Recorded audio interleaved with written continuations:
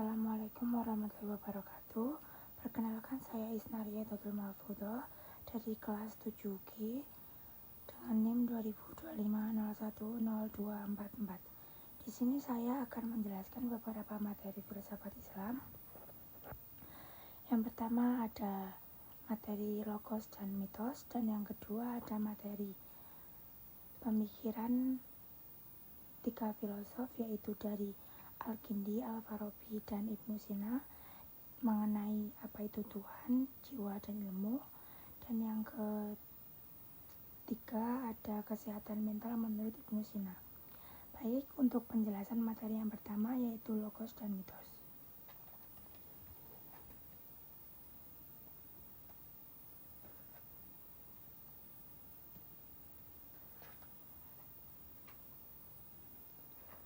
Logos dan mitos. Mitos merupakan penjelasan kepercayaan tanpa rasionalitas, dan logos merupakan penggunaan akal, analisa, dan argumen logis. Kemudian filsafat lahir ketika manusia beralih dari mitos ke logos, dan tujuan adanya filsafat adalah untuk mencari kebenaran dari akar, bukan dari tradisi buta. Kemudian untuk menuju gerbang filsafat, kita harus meninggalkan mitos dan gunakan logos.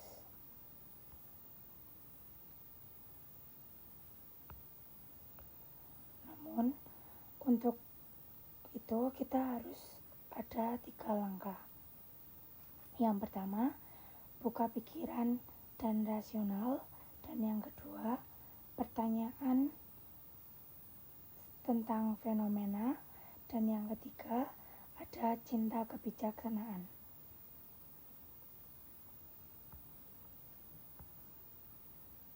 Kemudian ke materi yang kedua, yaitu filsafat, yaitu pemikiran menurut Al-Kindi.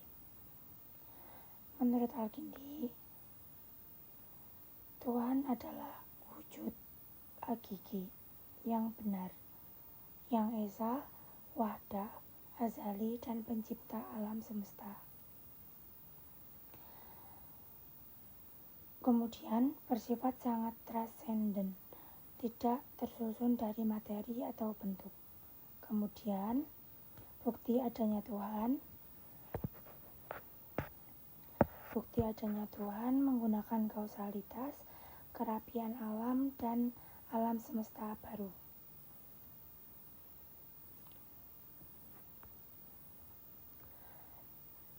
Kemudian ada daya jiwa. Daya jiwa dari Al-Kindi ada 3, yaitu daya jiwa berpikir, dan daya jiwa marah, kemudian daya jiwa syahwat. Daya jiwa berpikir yaitu memikirkan atau memahami kebenaran. Kemudian daya jiwa marah yaitu dorongan emosional yang perlu dikenali atau yang perlu dikendalikan. Kemudian ada daya jiwa syahwat, yaitu dorongan keinginan duniawi yang juga harus diseimbangkan. Kemudian ada pemikiran menurut Al-Farabi. Yang pertama, Tuhan menurut Al-Farabi. Menurut Al-Farabi, Tuhan adalah wajib al-wujud yang pasti ada.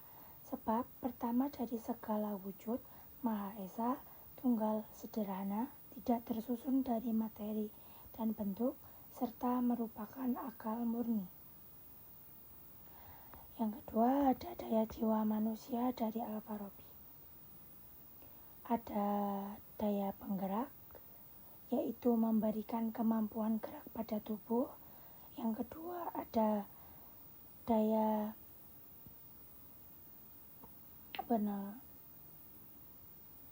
indrawi, yaitu meliputi indera penglihatan, pendengaran, dan perabaan. Kemudian ada daya berpikir, yaitu bagian terpenting yang membedakan manusia mampu mencapai pengetahuan. Dan yang terakhir ada daya intelektual, yaitu memungkinkan manusia memilih secara disengaja dan bertindak secara moral.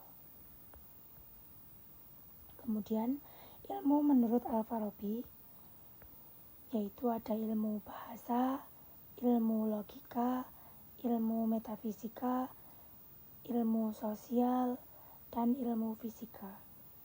Kemudian menurut pemikiran Ibnu Sina, Tuhan adalah wajid al-wujud yang pasti ada, atau entitas tunggal, sempurna, dan murni yang menjadi sumber segala eksistensi melalui proses emanasi.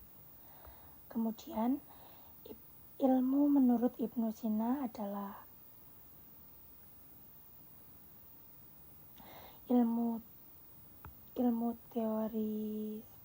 teoritis, yaitu mempelajari kebenaran yang bersifat mutlak, dan ilmu praktis, yaitu berfokus pada tindakan yang dilakukan manusia dalam hidup. Kemudian daya jiwa manusia. Daya jiwa manusia menurut Ibnu Sina ada 4. Yang pertama ada daya jiwa penggerak, yaitu berhubungan dengan gerakan, fisik, dan fungsi tubuh. Yang kedua ada daya penangkap terkait panca indera. Kemudian ada daya berpikir, yaitu daya tertinggi mampu memahami hal-hal yang abstrak atau universal. Kemudian ada daya intelektual.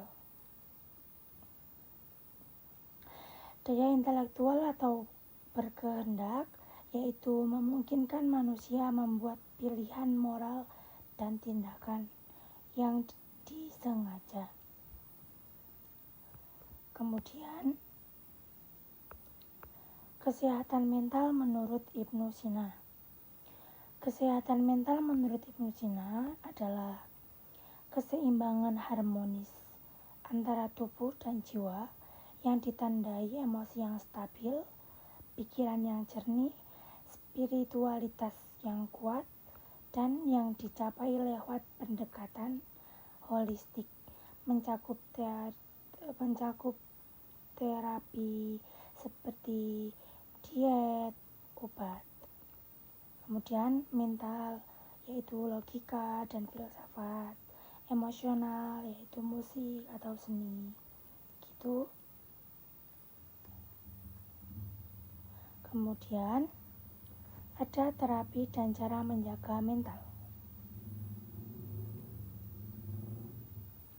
Yang pertama ada terapi psikomomatis, yang kedua ada terapi mental, dan yang ketiga ada terapi emosional, yang keempat ada terapi fisik dan spiritual, dan yang kelima ada ketenangan dan optimisme.